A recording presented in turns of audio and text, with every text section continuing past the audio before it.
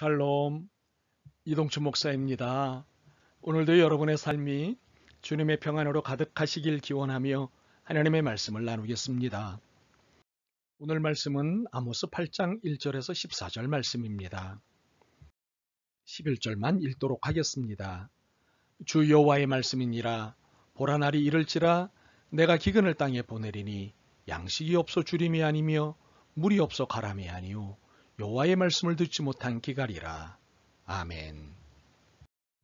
아모스 8장 1절에서 14절 말씀을 본문으로 문제는 말씀이야 바보들아 라는 제목의 말씀을 나누도록 하겠습니다.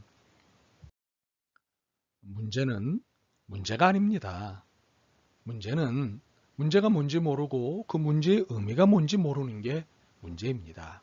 왜냐하면 문제는 의미 없이 나타나는 게 아니기 때문입니다. 문제는 반드시 원인이 있어야 나타나기 때문입니다. 그러므로 문제를 탓하거나 문제에 시비를 걸 것이 아닙니다. 그 문제를 만난 당사자 자신에게 이런 질문을 해야 합니다. 내가 이 문제를 왜 만난 거지? 하나님은 오늘 우리에게 문제가 있다고 말씀하십니다. 그리고 그 문제를 보여주십니다. 겉은 멀쩡한데 속은 다 썩은 여름과일 한 광주리입니다. 하나님이 아모스에게 보여주신 네 번째 환상은 여름과일 한 광주리입니다. 잘 익었습니다. 탐스러워 보입니다. 그런데 하나님은 이렇게 말씀하십니다. 2절과 3절입니다. 여호와께서 내게 이르시되 내 백성 이스라엘의 끝이 이르렀은즉 내가 다시는 그를 용서하지 아니하리니 그날에 궁전의 노래가 애곡으로 변할 것이며 곳곳에 시체가 많아서 사람이 잠잠히 그 시체들을 내어버리리라. 주 여호와의 말씀이니라.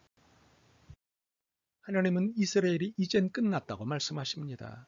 하나님이 이스라엘에 대해 더 이상 소망을 두지 않겠다고 선언하십니다. 이제 남은 것은 애곡이고 시체일 뿐이라며 격한 감정을 쏟아내십니다.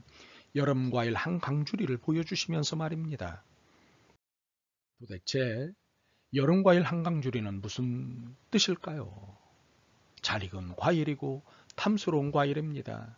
그런데 겉이 이렇다는 것이지 속은 다르다는 것입니다. 속은 썩을 대로 썩었다는 것입니다. 이를 2절과 3절에 이은 4절에서 6절을 통해 상세히 말씀하십니다. 4절에서 6절 말씀에 비추어 썩을 대로 썩은 과일이라는 증거는 5가지입니다. 그런데 공교롭게도 부패의 모든 내용이 돈, 경제에 관한 것들입니다. 첫 번째 증거는 초하루 축제가 언제 지나서 우리가 곡식을 팔 수 있을까? 두 번째 증거는 안식일이 언제 지나서 우리가 밀을 낼 수 있을까? 세 번째 증거는 되는 줄이고 추는 느리면서 가짜 저울로 속이자. 네 번째 증거는 헐값에 가난한 사람들을 사고 신한 켤레값으로 빈궁한 사람들을 사자. 다섯 번째 증거로 찌꺼기 밀까지도 팔아먹자. 예배는 관심 바뀌고 돈벌이가 관심의 중심입니다. 양심 없는 불법적 벌이에 적극적입니다. 노동 착취와 인권 유린을 당연하게 여깁니다. 하나님의 백성이라고 하는 것들이 하나님의 일꾼이라는 것들이 백성이나 지도자나 할 것 없이 모두 겉만 그럴듯합니다. 속은 다 썩었습니다. 하나님이 이 악취나는 인생들을 더 이상 참으실 수 없으셨던 것입니다. 우리는 어떤가요? 이스라엘이 아닌 대한민국 교회는 어떤가요? 화려하고 큰 예배당들과 많은 교인들을 자랑하는 대한민국 교회는 괜찮은가요? 아닙니다. 겉은 멀쩡한데 속은 다 썩은 여름 과일과 한 광주리입니다. 이제는 말로 표현하기조차 부끄러운 한국교회입니다. 말하기 시작하면 점차 입이 걸어질 수밖에 없는 더러움으로 가득 찬 한국교회입니다.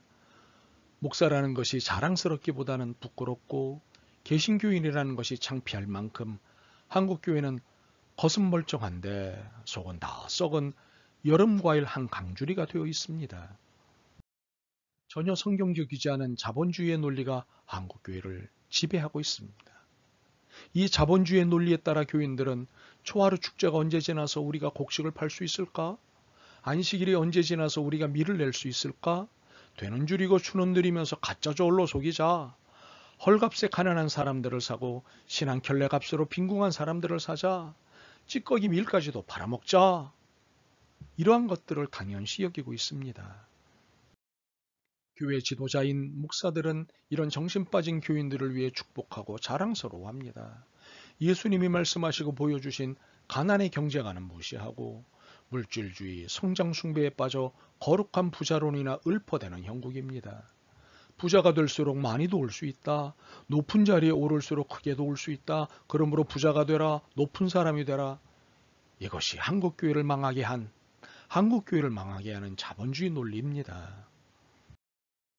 그래서 이것이 잘못됐다고 열심히 설명하면 그럼 너 공산주의자냐고 몰아붙입니다. 세상에, 저는 목사입니다. 저는 신학자입니다. 더욱이 저는 담임 목사입니다. 그렇기 때문에 이상론자도 현실론자도 아닙니다. 저는 오직 예수님이 어떻게 사셨는지에만 관심이 있을 뿐입니다. 단지 이러한 것들을 학문적 언어를 이용해 설명하고 있을 뿐입니다. 제발 여러분이나 저나 정신 바짝 차리고 자본의 정신이 아닌 예수님의 정신으로 바짝무장해야 합니다. 이 시대가 너무 악하고 비열하기에 비둘기처럼 순결하고 뱀처럼 지혜롭기가 너무 어렵습니다. 그래서 주님께서 바울의 입을 빌려 영적 전신갑주를 입으라 하셨던 것이 분명합니다. 하나님은 돈에 정신 빠진 이스라엘을 향해 그들이 얼마나 돈에 쩔어 있고 썩어 있는지를 증거하시고는 이렇게 선언하십니다. 7절입니다. 여호와께서 야곱의 영광을 두고 맹세하시되 내가 그들의 모든 행위를 절대로 잊지 아니하리라. 이제 하나님의 결심은 분명하십니다. 그들이 한 일 그 모든 것을 두고두고 잊지 않겠다. 그리고는 이렇게 선언하십니다. 8절에서 10절입니다. 이로 말미암아 땅이 떨지 않겠으며 그 가운데 모든 주민이 애통하지 않겠느냐. 온 땅이 강에 넘침같이 솟아오르며 애굽강같이 뛰놀다가 낮아지리라. 주 여호와의 말씀이니라. 그날에 내가 해를 대낮에 지게 하여 백주의 땅을 캄캄하게 하며 너희 절기를 애통으로 너희 모든 노래를 애곡으로 변하게 하며 모든 사람의 굵은 배로 허리를 동이게 하며 모든 머리를 대머리가 되게 하며 독자의 죽음으로 말미암아 애통하듯 하게 하며 결국은 공고한 날과 같게 하리라. 이제 남은 날들은 공고한 날들 뿐이 다른 것이 하나님의 선언이십니다. 괴롭고 괴로운 날들만 남은 거라 하십니다. 더 이상 부를 취할 수도 자랑할 수도 없는 날들만 남은 것입니다. 더 이상 부로 장난할 수 없는 날들만 남은 것입니다. 앞으로는 부를 부끄러워하는 일만 남은 것입니다. 자발적 가난, 평등을 위한 가난, 사명을 위한 가난이 자랑스러워지는 날이 시작된 것입니다. 하나님은 부함을 자랑하고 성장에 목숨을 걸고 가난을 비아냥거린 모든 이들, 또한 부함을 부러워하고 성장에 목말라하고 가난을 부끄러워하는 모든 이들을 향해 그들이 이렇게 된 진짜 문제를 계시하십니다. 11절입니다. 주 여호와의 말씀이니라. 보라, 날이 이를지라 내가 기근을 땅에 보내리니 양식이 없어 주림이 아니며 물이 없어 가람이 아니요 여호와의 말씀을 듣지 못한 기갈이라. 하나님이 결정적으로 지적하신 문제는 바로 영적 기근입니다. 근본적인 문제는 물질이 아니고 돈이 아니고 부가 아닙니다. 성장도 아닙니다. 하나님의 말씀을 듣지 못한 것이 바로 문제인 것입니다. 참으로 물질이, 돈이, 부가 성장이 문제라는 사실을 설교하지 않은 것이 문제입니다. 이를 가르치지 않은 것이 문제입니다. 더욱이 이를 드리려고 하지 않은 것이 문제입니다. 이를 드리려 하지 않고 좋은 말만 들려달라고 한 것이 화근이 된 것입니다.